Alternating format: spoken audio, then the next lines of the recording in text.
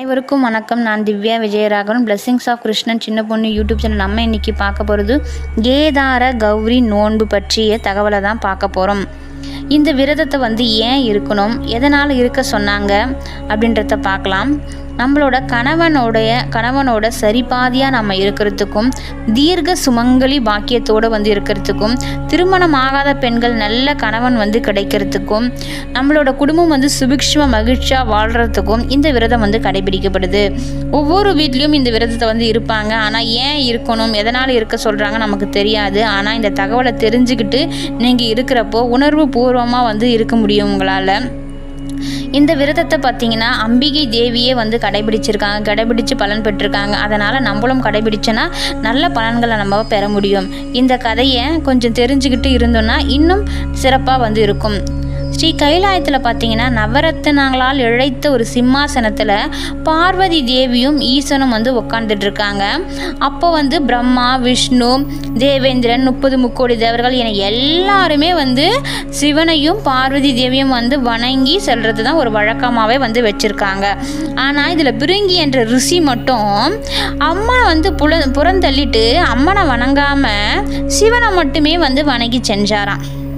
இதனால் கோபமடைந்த பார்வதி தேவி, என்ன வணங்கலையே, சிவனை மட்டும் வணங்குறியே அப்படின்னு கோபப்பட்டு அவருக்கு ஒரு தண்டனை கொடுக்குறாங்க. ஆனால் சிவபெருமான் தன்னுடைய பக்தன் கஷ்டப்படுத்த தாங்க முடியாமல் அவருக்கு உதவி பண்ணிடுறாரு. இதனால் கோபமடைந்த பார்வதி தேவி கோச்சிக்கிட்டு பூலோகத்துக்கு வந்துடுறாங்க. அப்போது கௌதம மகரிஷினோட பூங்காவனத்தில் ஒரு விருட்ச மரத்தடியில் எழுந்தருளி காட்சியளிக்கிறாங்க.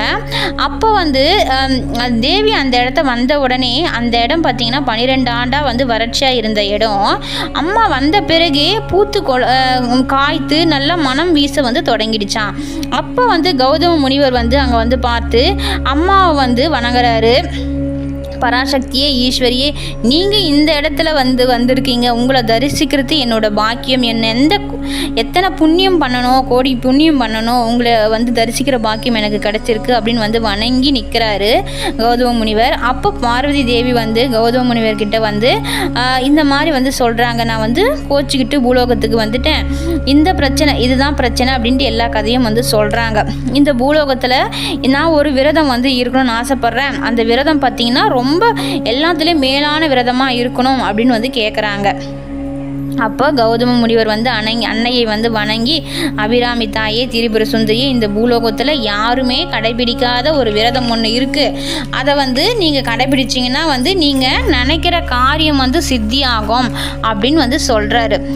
இந்த விரதத்தை புரட்டாசி மாத சுக்லபட்ச அஷ்டமியில் தொடங்கி ஐப்பசி மாத கிருஷ்ணபட்ச தீபாவளி அமாவாசை வரைக்கும் தினந்தோறும் நீங்கள் சிவலிங்கத்தை அபிஷேகம் செஞ்சு பூஜை செய்யணும் அப்படின்னு சொல்கிறாரு.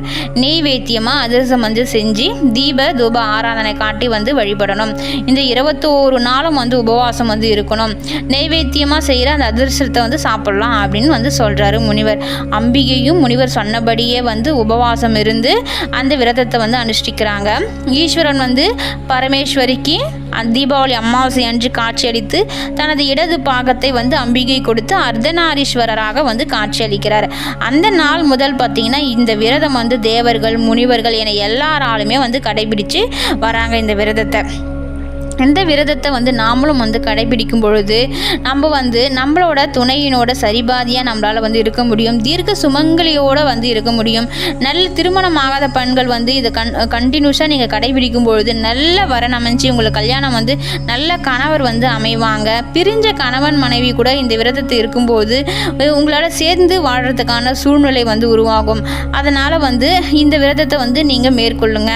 இந்த விரதம் 21 நாளும் அனுஷ்டிக்கப்படுது. ஆனால் இப்போ நம்மளால் 21 நாள் இருக்க முடியலன்றவங்க கடைசி நாளான தீபாவளி அமாவாசை அன்று மட்டுமாச்சு காலையிலிருந்து சாயந்தரம் வரலும் உபவாசம் இருந்து ஈஸ்வரனையும் அம்பிகையும் வழிபட்டு மாலை நேரத்தில் இந்த விரதத்தை நம்ம முடிச்சுக்கலாம். இந்த விரதத்தில் நம்ம 21 நாட்கள் எண்ணிக்கைன்றதுனால அதனால் 21 விதமான நம்ம வாழைப்பழம், வெத்தலைப்பாக்கு, நெய்வேத்தியங்கள் எல்லாமே 21 என்ற எண்ணிக்கையில் செஞ்சு நம்ம வழிபடலாம். இந்த விரதத்தை நீங்களும் வந்து இருந்து உங்கள் குடும்பம் நல்லா இருக்கிறதுக்கு அம்பிகையும் ஈஸ்வரனையும் வந்து வழிபட்டு பலன் பெறுங்க. இந்த தகவல் பிடிச்சிருந்தால் லைக் பண்ணுங்கள், ஷேர் பண்ணுங்கள், சப்ஸ்கிரைப் பண்ணுங்கள். நன்றி.